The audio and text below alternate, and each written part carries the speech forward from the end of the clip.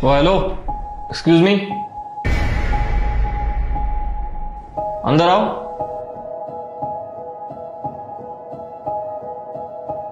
कौन है आप और मेरे कैबिन में कैसे झांक रही हो? कोई तमीज नहीं है क्या आपको? वो I am so sorry sir, वो एक्चुअली ना मैं अपने पापा को ढूंढ रही थी। कौन है तुम्हारे पापा? किसकी बात कर रही हो तुम? वो अनिल जी है ना, वही मेरे पापा हैं। मैं उन्हीं को ढूंढ रही थी। हो तो तुम हमारे ऑफिस के पीहोन की बेटी हो। एक बात बताओ, तुम्हें क्या जरा सी भी तमीज नहीं है? ये ऑफिस में ऐसे नहीं घूमते। ये तुम्हारी गली नुक्कड़ का पार्क नहीं है जिसमें तुम ऐसे मुंह उठा के घूमने चली आई। और ये ऑफिस प्रीमिसेस में मेरे कैबिन में टहलते हुए कैसे चली आई तुम? हैं? I am so sorry sir, वो एक्चुअली ना उनको ये सामान देना बहुत ज़्यादा ज़रूरी था और मुझे लगा वो अभी ऑफिस में ही होंगे, तो मैं उनको ढूंढते हुए गलती से आपके कैबिन में आ गई। I am so sorry sir. अच्छा, तो तुम्हारी नजर में ये ऑफिस एक होटल है तो तुम यहाँ पे घूमने चली आई? जरा सी भी अक्ल नहीं है कि तुम में?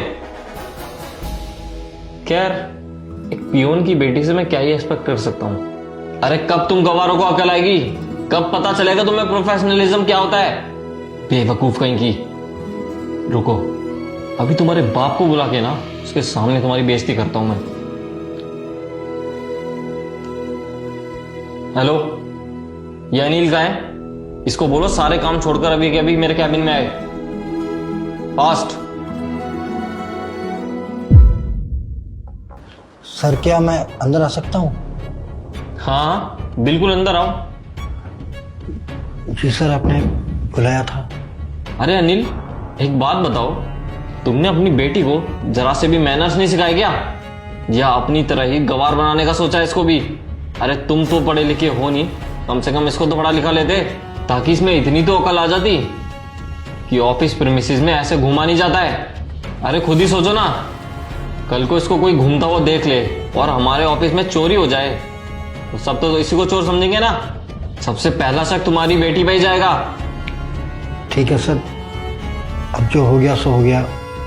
आज के बाद मेरी बेटी ऐसे कभी गलती नहीं करेगी, बिना इजाजत कभी अंदर नहीं आएगी सर। समझा दो इसको कि आज के बाद हमारे ऑफिस में इसको कदम रखने की जरूरत नहीं है। जो भी तुमसे काम है ना तो बाहर ही निपटा ले, अंदर ना आए हमारे कैबिन तक। इसकी गलती के लिए मैं आपसे माफी मांगता हूँ। ठीक है, निकलो। वो पापा, मैं आपके लिए ना ये मिठाई लेके आई थी, ये आप ले लो। साहब, ये मिठाई मैं आपको भी खिलाना चाहता हूँ। किस खुशी में? वो क्या है ना साहब कि आज सुबह ही मेरी बेटी ने खबर दी कि उसने यूपीएससी क्लियर कर ली है और साहब ये जल्दी आईएएस बनने वाली है, तो मैंने सोचा कि आपको मिठाई खिलाऊं, इसीलिए मैंने मिठाई लेकर यहाँ बुलाया था। व्हाट? यूपीएससी क्लियर कर लिया आपकी बेटी ने? तो क्या है ना साहब कि मेरी बेटी दिन रात मेहनत करती थी। अब आपको तो पता है मैं गरीब हूँ, मेरे पास इतने पैसे नहीं हैं, इसलिए दिन रात एक कर दिया साहब यूपीएससी क्लियर करने के लिए। और साहब आज मेरी खुशी का ठिकाना नहीं है, मैं तो धन्य हो गया कि अंकिता मेरी बेटी है। और साहब जी, ये कोई चोरी नहीं करने आई थी यहाँ, ये तो मिठाई लेकर आई थी। मैंने इसे बुलाया था क्योंकि मैं चाहता था कि ऑफिस में सबको मिठाई खिलाऊं। फिर भी अगर मिठाई देनी थी तो मैं आपकी बेटी को यही कह रहा था कि रिसेप्शन पे बता देती बस। ठीक है साहब। रुको रुको, अनिल जी आप जाइए, मेरे को आपकी बेटी से थोड़ी देर बात करनी थी। जी साहब।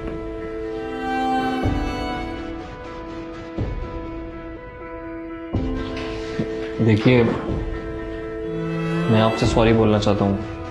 एक्चुअली वो आपने मुझे एक नॉर्मल पियून की बेटी समझ के छोटा समझा, गरीब समझा और धड़ाधड़ मेरी बेइज्जती करते गए। आपको उस टाइम नहीं पता था ना कि मैं आईएएस बनने वाली हूँ। मुझे पता है सर, आप मुझे सॉरी नहीं बोल रहे हो, आप मेरे ओहदे को सॉरी बोल रहे हो। क्योंकि जब तक मैं गरीब लड़की थी ना आपकी नजरों में, तब तो आपने मेरे को बेइज्जत किया, मेरे को चोर बोला और ना जाने पता नहीं क्या क्या बोल दिया। इवन मेरे कपड़ों को लेकर के भी मुझे जज किया। लेकिन जैसे ही आपको पता लगा कि मैं आईएएस बनने वाली हूँ, आपके तो रंग बदल गए। क्योंकि आपको तो अब डर लग गया होगा मुझसे कि कल को मैं आपकी पोस्ट को या आपको कहीं नुकसान ना पहुंचा दूं।